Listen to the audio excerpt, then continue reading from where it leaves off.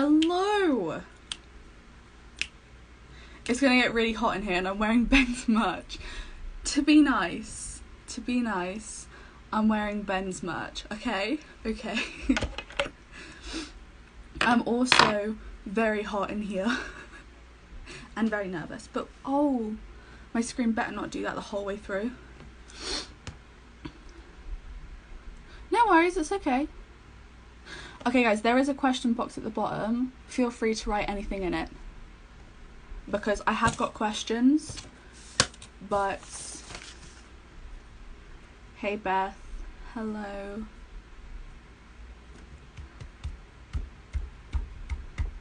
I'm a big truck driver, Trump supporter. I'm not.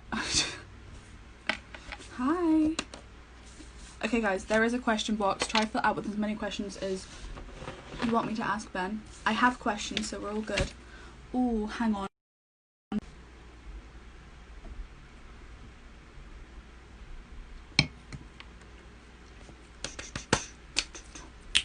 Hi Emily.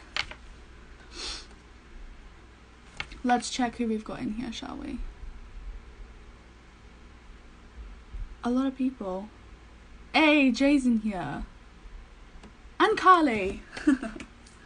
Hey you in chat. Hey Krista. Do you know what? I put all my Michael starring Ben stuff on. This is actually the first time I'm drinking out of the mug because I use it for display. Michael! I'm looking forward to this. We've been discussing this for over a month. We brought this to light, this idea to light about... When did this come to light? A month and a half ago, I'd say. And then... Pretty. Prince! I don't know if my parents are watching. I know that some of my teachers are watching. When will he come? I think he said about 4:05. I don't know what the time is. But I'm hot. Hey, not long now. Not forgot.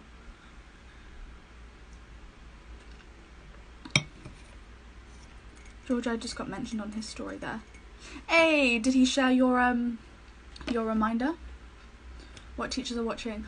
Miss Berry, Miss Mackay, Mr. Bergen, I think. It's for Georgia. I'll check if he's in here.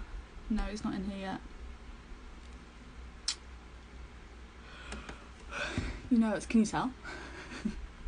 Well, it's weird because he was the first show I ever watched. Yeah, he was the first show I ever watched. And then... Oh, are they watching? I think so.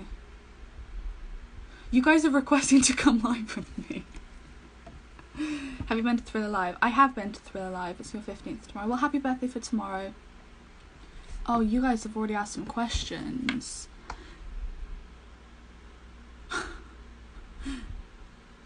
Okay. A lot of you have asked, put in questions already. Hey, he's here. There he is. And Shannon! Shannon, Ben's here. He is. Ben, do you want me to bring you in? He hath arrived. Ben. Oh. Let the interview begin. I will try to bring him in. Hang on, right. So, for the people who are joining now, this is a live interview with Ben. Shannon, say hello to Aaron for me. Let's go. Okay, right, I'm bringing you in.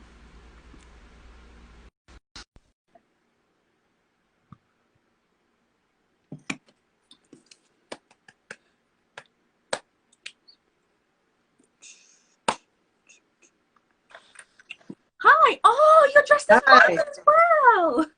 Of course. Oh, well, hello. How are you? Yeah, not bad. I'm kind of, yeah. Every time I come in here to do anything, it's always so sunny outside. It's such a shame. Do you know what? I'm a good support. I'm good support today and I'm drinking out of your mug, which I haven't done ever. Oh, really? It's a display mug, is it? Yes, I display all my mugs. Oh, that's fair enough. That's a good use for them. Handy for change, I find. Yes, I have a money pot filled with money, but this mug used to be filled with money too. Okay, right. I have around about 30 questions, and Wow. some people have submitted some as well, but I think they're the same as mine. So we'll just go through and then check at the end. Great. Okay. Okay, so we ready to start? Fire away. Okay, so Absolutely. first question. What hobbies do you have / enjoy doing outside of touring? Well, hobbies outside of touring. Well, obviously a lot of time is taken up touring. So I don't get that much time outside of it, but I'm a very social guy. You know, I have a lot of friends outside of work and I enjoy meeting up with them, you know, pub nights and quizzes and the like, you know. But I enjoy cycling. I enjoy being out in the sun.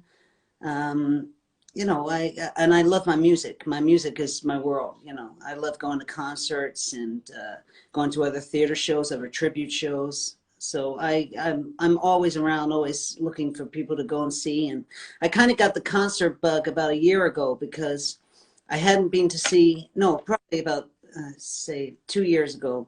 I hadn't been to see anybody since Michael Jackson in like the early 90s. So once I started going to see people again, I've been to a lot of concerts since. That's amazing. Wait, you went to go see Michael? Yeah, I saw the Dangerous tour. I was 8 years old. Okay, definitely not jealous. Oh. Okay, number 2. What Michael Jackson song do you remember hearing first? I think the first was probably it was probably Thriller and Billie Jean, I'd imagine. I feel like I had Moonwalker on VHS, and I had The Making of Thriller and a Motown documentary called The Legend Continues. And I had all three of those as a kid, and I just watched them back to front all the time. The first song that I remember being adoring is probably Billie Jean, and Another Part of Me was one of my absolute favorites. That's really weird, actually, because I only have 3 VHSs, and it's those ones. That's yeah. enough. Okay. What made you choose Michael? Why be a Michael Jackson tribute artist? Well, it kind of happened by accident. I remember sitting on my dad's shoulders watching the Dangerous tour at 8 years old and thinking, I want to be on stages like that. I want to perform. I want to sing. You know, I want to dance. And I think that was always in the back of my mind. Always wanted to do something on stage. But Michael kind of happened by accident. I mean, I always danced like him. Always danced like him. One of those kids, just watched it back to front all the time. And but the voice came in later. That was, I was actually sat around the table in science class in my last year of school. And my friend asked me, how did Rock My World go? Because it had just come out. It was the new single. And I kind of leant over and I was kidding. I just went, my life will never be the same. My friend said, oh my God, you really sound like him. You should do something. And that was the whole basis for everything happening. That one conversation. Wow. That's so cool. Okay. What dance gets you nervous every time? Dance. Probably Smooth Criminal, because it's probably the most choreographed. You know, it's the one where I spend most time doing the same as the dancers. Whereas most of the time I can walk about and do my own thing a lot of the time, which is a saving grace for everybody because I'm a terrible dancer. But it's Smooth Criminal is when I'm most in with the dancers. I love that number. But also it is very long, and it's the only one that a lot of the time I have to think what I'm doing because if you look at it for a second, there's so many sections and they repeat, And yeah, it's so that's probably the one that gets me nervous, but it's a good nervous, you know. I never feel a bad nervous feeling on stage. I'm always like, you know, I love that. That's probably one of my favorite moments during the show, is walking out to that song. I remember the first time I watched you do Smooth Criminal, I was so impressed, because I've seen a few different tribute artists do Smooth Criminal, and sometimes they don't dance to the full potential. But no, I think you did Smooth Criminal amazingly, and I've seen you 3 times, so I think out of the people I've seen, I think you do it the best. Don't tell anyone I said that.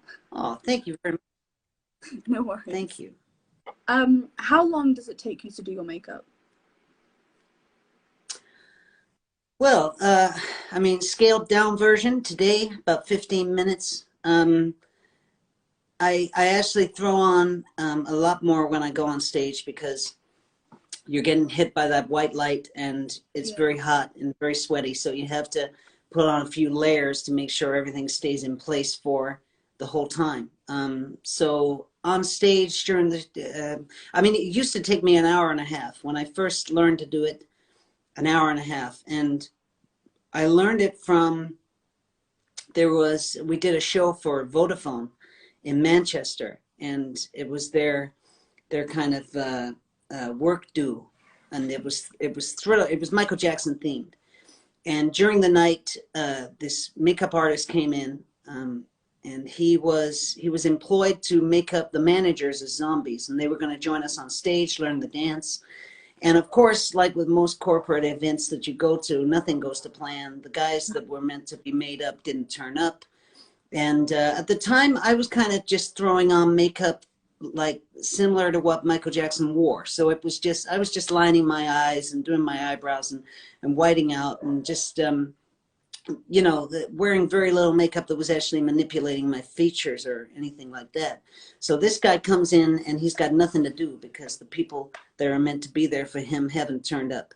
So my manager said to him, you know, do you want to try to make Ben up as Michael Jackson? And I swear to God, this guy was amazing. He didn't even need to look at a photograph of Michael Jackson, and he made me look more like Michael Jackson than I'd ever looked in my entire career. And this was like 4 years in. And we immediately said, come on tour with us. We'll pay you for a few shows. Let's teach Ben how to do this. So he came on tour, and he taught one of my costume designers. She learned to do it first, and she used to make me up, and then she got pregnant, as you do, and life moves on. So I had to take over myself. But luckily, I've watched her do it so many times by then that I was able to kind of jump in and do it. Yeah, that's so cool. Okay, what advice would you give to anyone who is thinking about following your career path? Well, it's a very rewarding job. You know, I love my job. I get to travel all over the world, in fact, you know, and it's amazing to be able to be a fan and do something like this. You know, it's amazing to enjoy your work, but when you're, you know, I am a huge Michael Jackson fan. You know, I listen to Michael Jackson every week, if not every day. Yeah. And it never gets boring to me. So to do something like this is absolutely amazing. And to anybody aspiring to do it, yeah, you know, go for it. Be confident in what you do, and strive to be as good at it as you can be. You know, I'm always, you know, I'm 34 years old, and I'm still working at it. You know, I still watch Michael Jackson, and I see something that I haven't seen before. That's the amazing thing is, you guys have got so many extra tools that you can use that I didn't have. You know, we didn't have backing tracks at our fingertips. We didn't have YouTube, you know, all the footage of Michael Jackson on a stage that you guys have. I remember when the Dangerous Tour came out on DVD, and we were like, oh my God, it's finally come out. You know, I was dealing with, you know, videotapes of it that were getting so broken up where they've been watched so many times.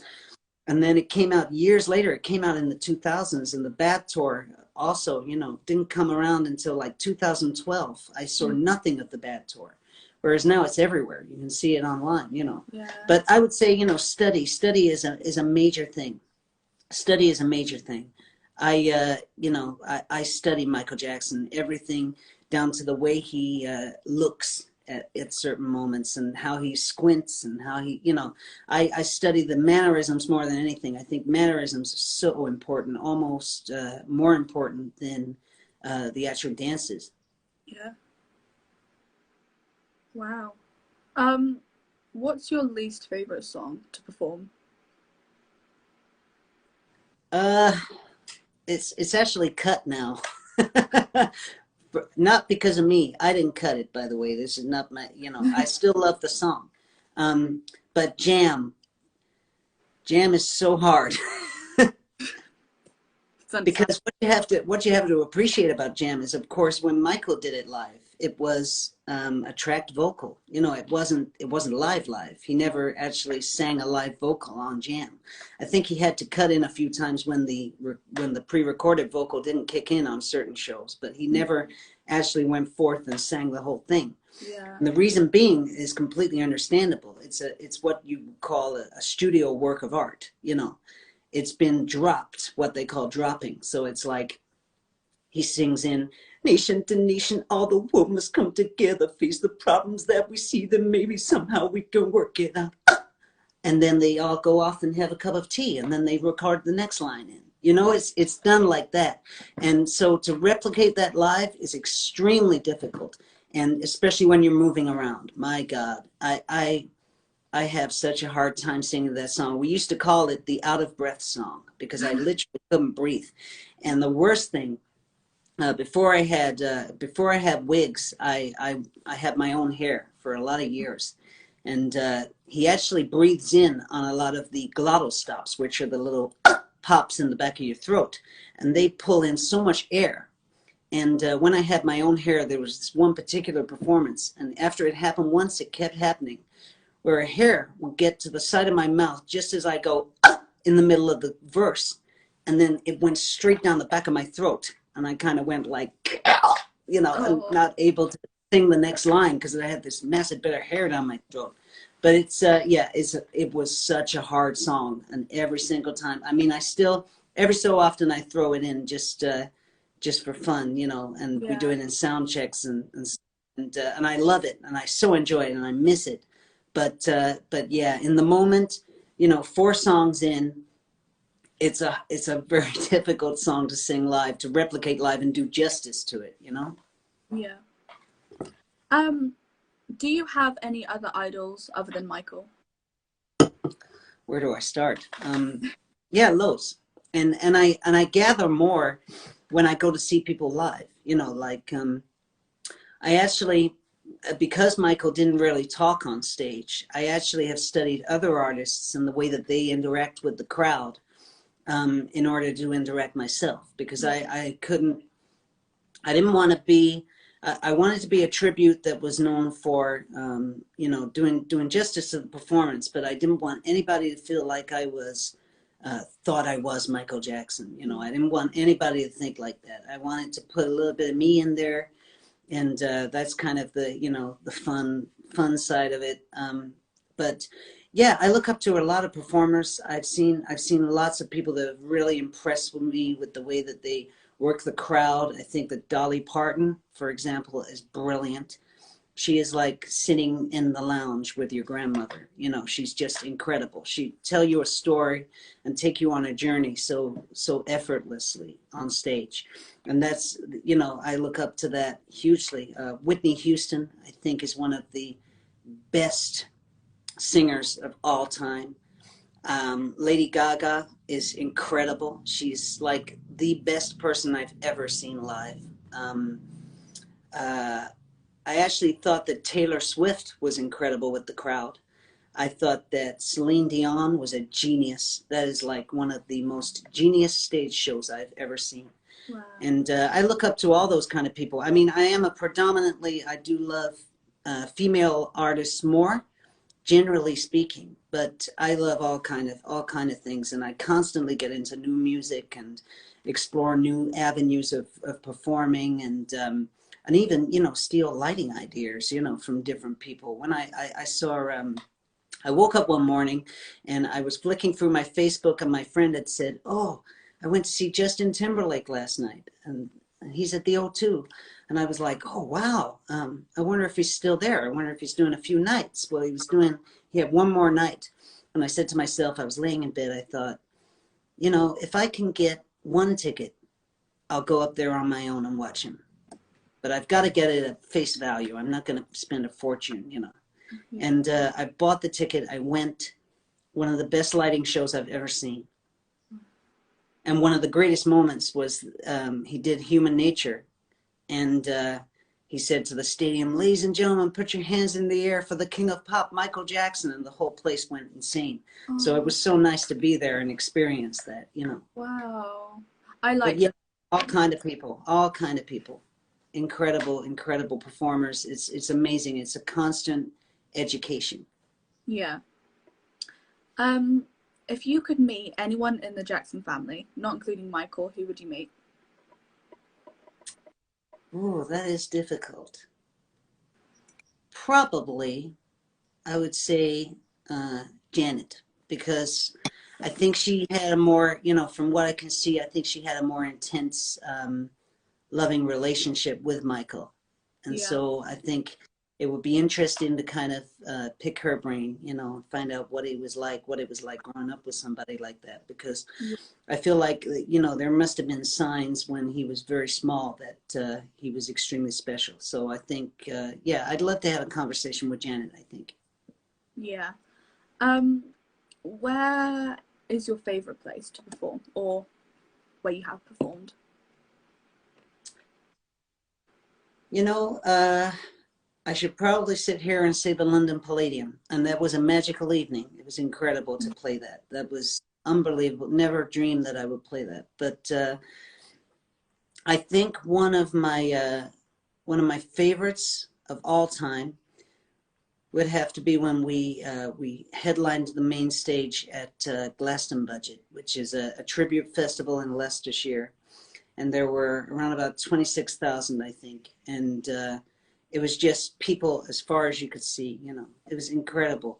And I think for me, you know, being that 8-year-old that watched Michael Jackson perform to 64,000 people or something like that at Wembley, I think it was, for me, it was penultimate. It was the closest I think I was ever going to get to feeling what he felt on that stage, you know. So Yeah. it was amazing just to look at a sea of people. I love that festival atmosphere. You know, I love banging through the show. There's no interval, you know, it's just constant. And we try to stick to all the fast stuff. You know, there's very little let up, but the adrenaline and the action from doing something like that is incredible. So definitely the festivals for me are my favorite. I love doing theater. Theater is a wonderful day. For a performer, you know, coming from where I've come from, which is, you know, broom cupboards at tiny little restaurants and disabled toilets and places, you know, stuff like that. So it's beautiful to have dressing rooms and to have such an easy day. It's so relaxing. But yeah, the festival life is definitely for me, and I love it even more when it's muddy and it's raining because it just provides an extra challenge, you know? I've got to be Yeah. careful not to slip over on stage, you know, stuff like Um, have you ever had a weird or awkward fan encounter? that. Well, I think for me, uh, some of the fun moments in doing something like this, I, when I set out, my initial mission was always to create that hysteria that Michael Jackson created. You know, I wanted that. I didn't want people to think, oh, look at him, he thinks he's Michael Jackson. But I wanted people to think, whoa, that was as exciting as I think you can get to seeing somebody like that. And that was always my mission. So without singling anybody out, I think the great moments for me are when people are crying. I find that so bizarre because of course I take all of this off and I'm me again. Yeah. And I I have trouble wandering down my hallway and not falling over the Hoover. You know, I'm just Ben. So it's so strange to me when people do that, but I love it. I love it because exactly what I wanted to do. You know, it's exactly what I wanted to do, to promote that reaction. And the fact that people feel that is incredible, incredible. And it's not, I don't really look at it as uncomfortable or anything like that. I love it. It's just strange for me because, of course, you know, to me, I'm not really anybody. You know, I've come to where I've come to, but I'm, you know, I'm just a normal person, really, as normal as you can be when you're really a Michael Jackson impersonator of the weekend, you know. Yeah. Wow. What MJ song that doesn't have a music video do you wish had a music video?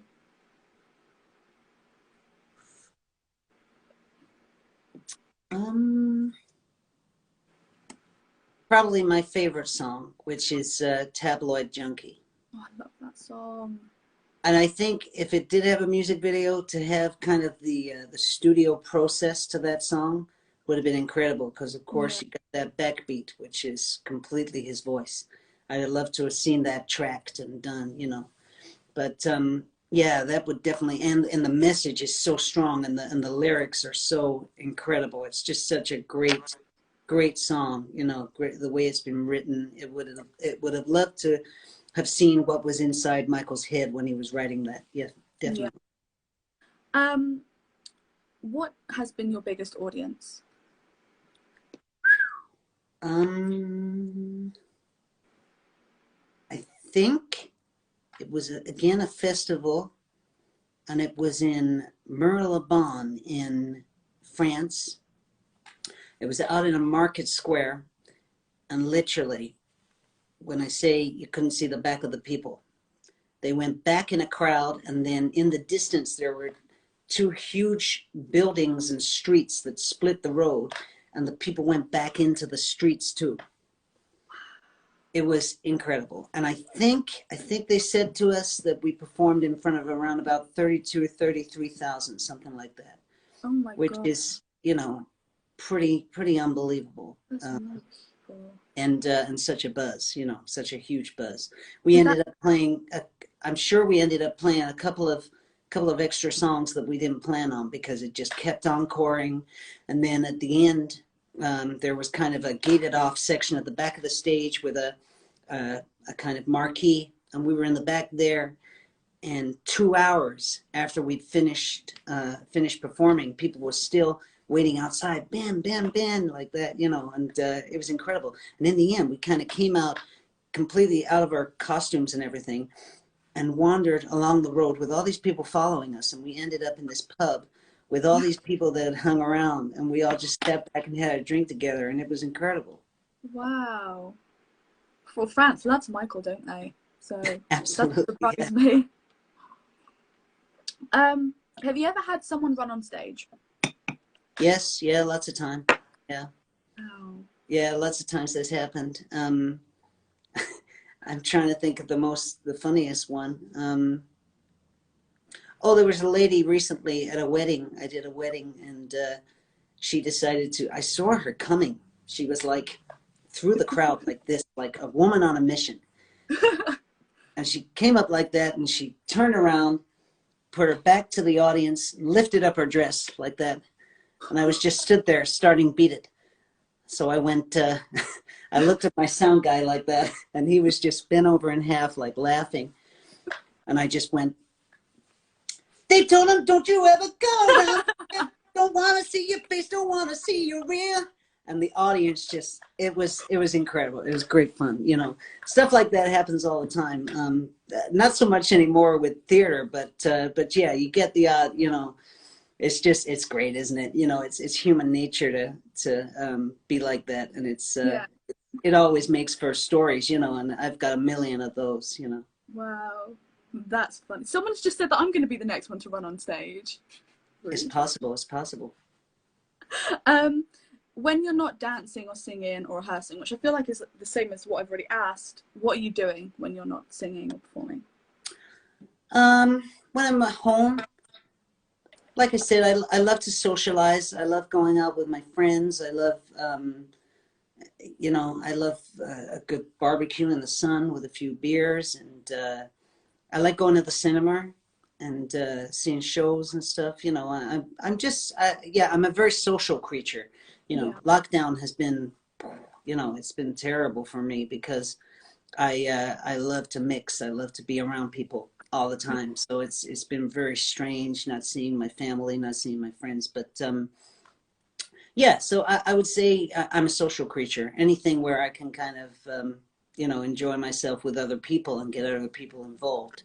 Yeah. I mean, I have one of my best friends rang me last night and said, you know, now we can do social bubbles. You know, she was so over the moon about the new restrictions that they've lifted. You know, and she said to Yeah. me, "We've got to get together and watch the Bad tour." And I was like, "Yeah, defo." You know, I said, "Well, we're not using the big sound system at the moment. Let's roll that into my lounge and put the Bad tour through that." So that's the plan for next week, I think.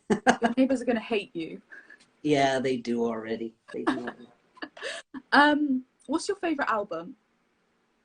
Bad, without a doubt. I think it is incredible. It's like a story, and it flows. The flow at that album, there's no lull in it whatsoever. When I watched the Bad 25 documentary, and they talked about the whole album, and somebody said, I think it was even Quincy said that they didn't like Just Good Friends. And I was just sat there going, what are you talking about? You know, there's not a single song on that album that you can't like. It's incredible. I just, yeah, Bad for me. I think it was I used to look at Michael in the Bad videos, you know, all the videos from Bad, and just think that's the coolest guy on earth. You know, I want to be just like him, you know, as a kid, and also even now, I think the same. Yeah. Um, have you ever been noticed by a celebrity? If so, who? Yeah, there's been a few along the way. Oh gosh, what was his name? I gotta think what his name was. I worked with Duncan from Blue. I worked with him in Hong Kong. He was a Mhm. very nice chap. Um, uh, oh gosh, I keep wanting to say Puff Daddy, but it's not Puff Daddy. The Artful Dodger. I worked with him at a university, Wow. and he was great fun. He was great fun. I've met loads of people from the X Factor, like Jamie Afro and Stacey Solomon, and I've worked a lot of. The time is like Christmas time, so you when you get into Christmas time, the theaters die down because they're doing panto, so Yeah. you get all these kind of mad work parties in London, and that's when you meet them. That's when they're all out. They've all been hired to meet and greet, and they're generally just really. I've never had a bad experience with celebrities, which is great. You know, they've always been very very friendly. But yeah, there was one woman on the Isle of Wight festival, and I thought to myself, I recognize you. And she came up to me after the show. She was like, "That was amazing. I love it. You know, your backing band are incredible." And I I couldn't think who she was, and I had a photo with her really quickly, and I still got home, and it took me about 3 weeks, and it turned out she was one of the women from Loose Women. That's and I still couldn't tell you her name now, but she was lovely. You know, I've never had a bad experience with a celebrity, which I don't Oh, think a lot of people can say. So I'm really pleased about that. yeah. Yeah. Um, what are your next goals in life? Well, I would like to take the show. I mean, the difficulty is I don't know how much time I've got. You know, I'm getting on for 40 now. I know I'm only 34, but the way time has flown doing this already. Mm. Um, it's kind of, yeah, I would love to take the show across the world. That would be my ultimate thing. Even if we just do like a huge tour across mainland Europe, you know, Holland. We did a tour in Holland last year, and that was incredible. We're going back there again next year, hopefully. Um, but yeah, it would be a tour across the world. I'd love to take it across the world because I just love traveling. You know, I have no problem with hopping on a plane and going anywhere. I love it. So that's, yeah, ultimate goal will be a theater tour across the mainland. Wow. Yeah, that would be great. What do you want all your fans to know? Um, what about me, Mike? About what you do, yeah. Just something that you want everyone to know who comes to watch you. So my guitarist Sam, he was my guitarist for around about 4 years, I think, 5 years, and he said to me that one of his friends came along to the show, and they came to a theater show. And after the show, his friend had sent him a text message, and I just loved this. I was like, "Why can't your friend be famous? Because we could have put this on the posters."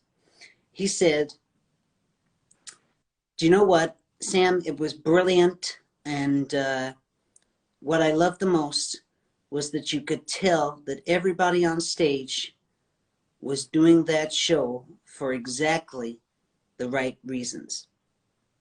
And I loved that, because what that meant is that they could see that myself and everybody on stage, everybody that performs in the show, just loves Michael Jackson and loves the music and wants to perform it because it deserves to have the longevity. It deserves the respect, the salute, everything. And I love that. I love that it's recognized that we do it because I'm a Michael Jackson fan. I don't do it because because I can get myself to sound like Michael Jackson. Yeah. I do it because I love Michael Jackson. I love everything that he stands for as a person and an artist. So it's wonderful. That's what I'd love people to know. I'd love to say, retire one day and everybody say, "Oh, Ben was great. He did it because he loved it," and and that really showed on stage. That would be the ultimate for me, I think. Definitely. Do you have any regrets during touring? Regrets? Not really, no. I've the great thing is I've kind of always embraced the bad bits as well. There's nothing that I kind of really regret as far as touring goes. I think that I've had a great time. I've just loved every minute. And yeah, we've had days. I mean, I remember one weekend we went from North Holland. We drove back we played there. We were on after the headliner. And so we weren't on until 12 a.m. We did an hour show, got in the vans, drove from there to back to the Eurotunnel, across the border, up to Cumbria, slept in a hotel for an hour and a half, went on to a festival, played that festival, drove down to North Wales from Cumbria. I mean, it was crazy. It was like 4,000 miles in a weekend or something. Straight back out to Belgium. It was insane. I slept on top of the speakers in the back of the van in a sleeping bag, But it's all the fun of it, I've loved every moment. I go back and I tell my mother stories and she goes, "Oh my God, you're mad. You're absolutely mad." And I go, "I know, but I love it. That's me all over. I was meant to do this 100%. Definitely. What has Michael taught you? What has Michael taught me? I think that Michael has taught me to I try with all my might to see the best in everybody. And I think that that definitely comes from watching how Michael Jackson was. Yeah, I try to see the best in everyone. It doesn't matter if I meet somebody and I got a terrible feeling about them. And sometimes, most of the time I'm right. But, I will give everybody the benefit of the doubt. But I'm a Scorpio, so. Hey, I'm a Scorpio too. There you go. They don't mess with us. No. Whose idea was it to start Michael Starring Ben? Because it wasn't called Michael Starring Ben at first, was it? No. It was like Jackson's Live in Concert, wasn't it? So I started. I was in college. I was studying performing arts, and we had this lesson called business. And the teacher said, "Guys, you can earn. I think at the time it was something ridiculous, like 77 pounds a week." as a dancer in the West End. It was something crazy like that. The figure can't have been right, or she said it wrong. I don't know. But I remember sitting there and going, what? Like looking at the people around me, like, why are we spending 3 years on this? What are we doing? And I was like, right, I'm not wasting any more time in this dump. I need to go. So I got up from that lesson. I let the lesson finish. And then I went straight down to the office. I said to the lady, you know, the head of the department, I said, look, I gotta go. You know, this is not for me. I don't want to be in the West End. I don't want to be in EastEnders. I don't want to spend another couple of years doing this to earn 77 pounds in a week. So I'm going to go now. I'm going to resign the course. I came out of the course and I went back to my mom and I said, right now, don't freak. I've resigned the course. I'm not going back to college, but I am going to, I'm going to pursue being a Michael Jackson tribute act. And she was like, okay, all right. And then that was where it started. I worked in the supermarket around the corner. I hired the hall at the local workingmen's club. I said to them, I want to hire the hall. They said, yeah, sure, Ben. I was in there all the time drinking underage for a long time. Anyway, so they let me go and hire the hall. It was nothing. It was like it was a deposit, but I got that back at the end. And then everybody that went through my checkout said to me, you know, I said, oh, do you like Michael Jackson? Oh, yeah, flyer in the bag, you know. I sold out 250 people, £2 a ticket. At the time, I had a hat, I had a black blazer that I'd sprayed with glitter, I had a white glove that I'd sprayed with glitter, I had old school trousers that my mom had taken up so that you could see the white socks, my old school shoes, and I went out on the stage. I did an hour and a half. Everybody loved it, but the pinnacle person that was there was this guy named Steve, who I'd met in the workingmen's club. He says to me, right now, Ben, you're going to think this is crazy, but I loved what you did there, every moment of it, but I've never even heard Billie Jean.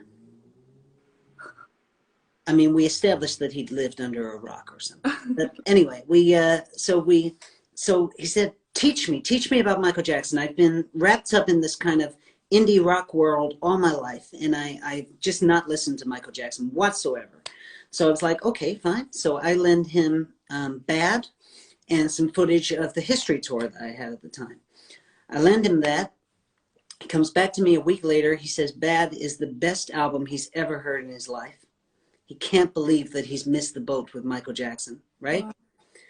He says, let's do it properly. He says, my mom is a seamstress. She can make most of those costumes. Let's put it together. I'll put the money in. You help along the way. We'll perform until we've paid off the debt. Then we'll go 50-50 on the business. So that's what we did. So we performed for 2 years together. He came out and did all my sound and light. I went and we did everything from a wedding to a workingmen's club to a pub to anything that we could get, nightclubs. Then after about 2 years, he went off to explore other ventures. We parted on good terms, and I stayed on my own, and I continued to do everything that I could possibly get. I just did everything. And then I met James Baker in a pub. And I said to him, oh, what are you doing? What are you doing here? You know, he'd come over to see a friend. And he said, oh, I'm a sound engineer. I've just been on tour with Kiki D, who, of course, is the lady that sings Don't Go Breaking My Heart with Elton John. So I was like, wow. I was like, that's incredible. You know, what are you doing now? And he's like, nothing. So I said, well, that's funny because I need a new sound engineer. So he comes out with me on sound. And yeah, then it was shortly after that Michael passed away, and the business went insane, as you can imagine. You know, sometimes I was doing 4 shows in a day, and it was getting to the point where I was living The start of the week I was in Corfu because this guy had employed me out there and he absolutely loved me. So he booked me for every available date I had up until the end of September. So I did about 10 or 11 weeks where I was living Corfu Monday to Thursday, coming back and performing Thursday to Sunday in the UK, all over the UK. So it was insane. And I've never flown so much in my entire life. And it was during that time that James and I kind of started to speak, and I said, maybe you'd like to take more of a role. And he said, yeah, I definitely, I'd be interested in managing and doing something like that with you. And maybe, and I said, okay, yeah, and he said maybe we could up it a little, up the scale, which turned into a joint idea in the sense that there was. There was a lot of new Michael Jackson impersonators popping up because Michael had passed away. So there was a lot of people jumping on the bandwagon at the time. And so we had to appear different. Although I was established, I wanted to appear a little bit different. So we put our heads together and we kind of stumbled over a band by accident. There was a Michael Jackson theater production out there and they needed a Michael Jackson. And we jumped on that with them. It ended up kind of falling apart with them, but we ended up with the band. We took the band with us. And they were my first band. And that was when we just started edging into the festival work, into the theater work. And then we were with one promotion company, and they wanted it to be called Jackson Live in Concert. That relationship worked for a few years. And then we went it alone, and that was when we changed the name to Michael. When we kind of went alone on it, and that was the moment where we got it. We moved it into my stepdad has a like a seasonal business, so it shuts down from the October through to the March. So we had.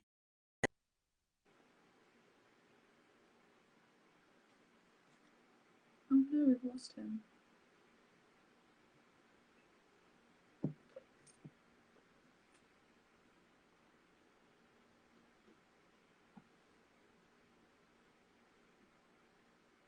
Have we lost him or am I going insane?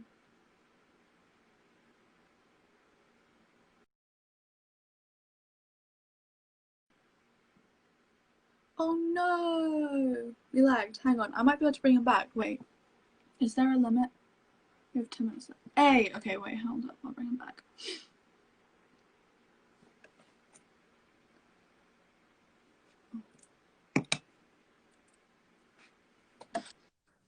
Hi. Hello. I don't know what happened there. But yeah, so we took it away for 4 months and we worked on it, and that was Michael. Michael, starring them, was born, and yeah, and then that was when we started working with Live Nation, and we got the London Palladium and everything. So it was incredible. So it's been an amazing journey, and it's still going now. It's still going strong, and even with everything that's happened now, we've kind of every date that we've scheduled in has been rescheduled, so nothing's been canceled, which is great. Okay. If you so when you were back in school, what did you want to do with your future? Have you always wanted to be a Michael Jackson tribute artist? No, not at all. Like I said, it kind of happened by accident. I kind of I went through a stage where I really wanted to be an author. I really wanted to write, and I've kind of not given up on that at all. That's on the back burner. I'd like to maybe write a book one day about all my experiences doing this, because it's been such a journey and we've had so many laughs and so many great times. I think that it would be fun to write kind of the memoirs of what we've been up to for the last, gosh, it's a long time now. It's over, I think it's 14 years or something now. So. Wow. Oh my god, my mum's added this one. She's put silly question. What's your favourite food?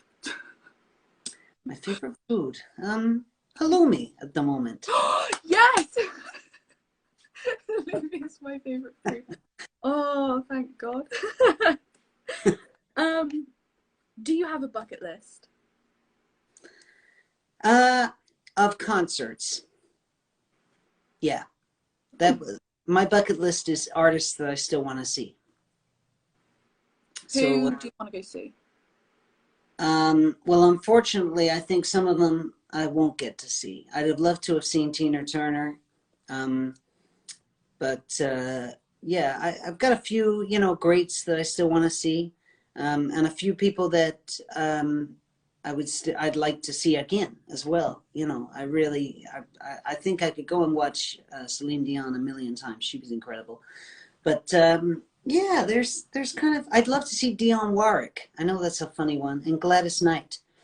Oh, I'd love to see and some of those artists amazingly are still touring, which I think is incredible. But yeah, Craig David, I need to go and see him again. He was amazing. But yeah, there's different ones. But yeah, my main bucket list is that, and also I conquered my fear of spiders, so I need to hold a tarantula before I die. oh, okay, okay. Yeah. Wow, I hate Well, I spiders. had this. I've always been terrified. I've always been terrified of spiders, and I had this epiphany one day. We were on a festival show, and I was stood on this canvas, and I hate canvas and tents. It turns my stomach, and I thought, I'm stood here. I'm on the canvas. I'm doing well. And what's the worst that could happen? It's only going to make me go oof like that. And I thought, well, it's kind of the same thing with spiders. So I trained my mind about this for a few months. And then I challenged myself to catch one in a glass. And I did. I did it. I caught one in a glass. And now I can almost bring myself to actually be near them. I even named one in my lounge, who is living with me at the moment. He's not paying rent, but he's yeah. So we're friends again, me and spiders. So I'd like to hold a tarantula just to say that I've done it. I think. See, I don't like spiders, but I couldn't kill one. I'll always take them outside in a jar. I couldn't hurt a fly, to be honest. Yeah, yeah. No, I've killed them, but only through self-defense. Okay. um, Obviously this lockdown's been hard for a lot of people. What has like taking a lot of time to yourself and being in lockdown taught you? Like, what have you learned about yourself? Um, I've learned that in anything like this, I have to be accepting of the situation. I'm very aware now that I'm a lot better than I was when I was younger at training my brain on certain things. So when all of this happened, it was a shock to my social being, complete shock. But as time has gone on, I've managed to train my brain and make myself comfortable in my own company, which is probably something that I wasn't before. So it's been nice to find some comfort in my own company and take advantage of the technology that we have now, so that, I mean, doing all the live stuff that we've been doing has been incredible, and it's been amazing for me because I think actually in the few weeks that I didn't perform coming up to the first live that we did, I was like sitting there not realizing how much I missed it, And when I do those lives and I connect with people and people are talking to me constantly, I mean, the comments, incredible, the volume of comments. And I loved that, and it made me realize that I didn't have to lose out on something that I loved, because I was still able to do it, just in a different way. And it was just as much of a buzz to perform for people virtually than it is on a stage. It was incredible. And I can't wait for the 25th to actually get all the costumes out and do it properly, live from here, because Yeah.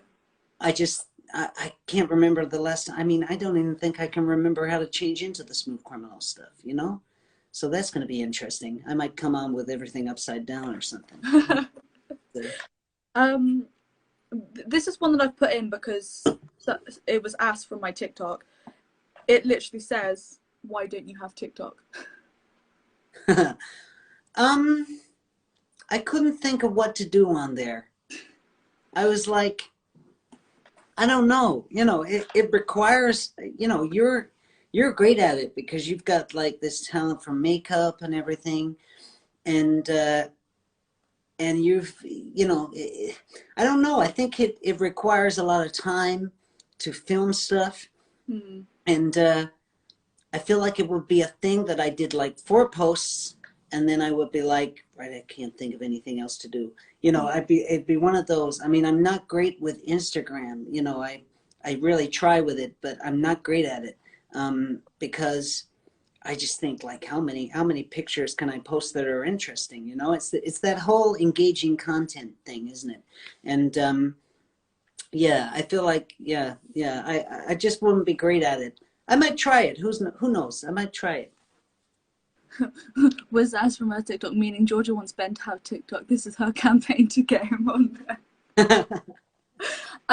No, you are quite known on there because a lot of people were commenting on my video where I said that I was going to go live with you. Everyone was like, "Oh, I've seen Ben. He's amazing. This is going to be Aw. exciting." Like a lot of people knew who you were. And um, do you have a niece? Yeah. Yeah, she follows me. The first time I ever uploaded a video of you on my TikTok was actually I think that after the first time I watched you, which is back in March of 2019, and a few months after, your niece commented on my TikTok like, "That's my uncle," and she yeah, she's very active with me. She messages me a lot. She's a lovely girl. Yeah. Oh. So she's really nice. But yeah, a lot of people have said that you're an amazing dancer on my TikTok, and that everyone was like, "Does he have a TikTok?" And I was like, "No, he doesn't." But No, not at the moment, but who knows? Maybe in the future. Maybe in the future. um, okay. Do you have any original Michael Jackson memorabilia? If so, what? And if you don't, what would you like? I do. Yeah, I have quite a few bits and pieces knocking around. I'm a major collector of the music. So every CD that's come out, I have like every edition of that CD that's come out. So I have like 10 Dangerous albums or something ridiculous, and I have a few copies of them. Recently, my friend laughed his head off at me because I went into one of these CX shops and they had a Dangerous, like it was the original press, and I could tell that because they changed the back graphics on it very quickly. And so I said, that's an original press, I'll have that. It was like 50p. And I went up to the counter and I gave the guy, and as he opened the box, he went off and obviously looked under, M. Oh, there's Dangerous, okay. And threw the CD in and I went, I'm sorry, I hate to be a know-it-all, but that's not the right disc. You must have a newer version of Dangerous because that's not the right CD. And my friend found that hilarious. But yeah, yeah, so I collect every single, if I go into HMV and they've reissued one of the albums or all of the albums, I'll just buy all those reissues as well and just put them in because there's always something really subtle that you'll see either in the artwork or even, I mean, Bad is an amazing example in the sense that Bad was completely remixed. I mean, I'm sure you've noticed. Have you got the record and you got the CD? Yeah. They're like two completely different albums. The way it's been mixed. So the mixing in like Bad and Dirty Diana and like there's so much more crowd noise on Dirty Diana on the Yeah. LP version of the album, but the CD they've like mixed it out, and the spoken intro to "I Just Can't Stop Loving You" is gone at a Yeah. certain point in the CD reissues of it, So I've kind of always kept on to that. But one thing that I've always wanted that I would love to just have in a glass case somewhere is one of his hats that was thrown into the audience. Like I would love that. That would be the ornament for me. But I've also seen the price tag on them. And I think I need to start buying lottery tickets. We have 30 seconds remaining. Oh, That went quick. No, it's fine. didn't We'll it? go live again. I'll do it again. I original pieces. I collect like music of all, so I have CDs, vinyls, and cassettes. But I think the most prized possession I have in my collection is the cast of his face from Thriller. Oh wait, Oh wow, there's yeah. 10 seconds. Okay. I'll show you the next bit. 5, 4.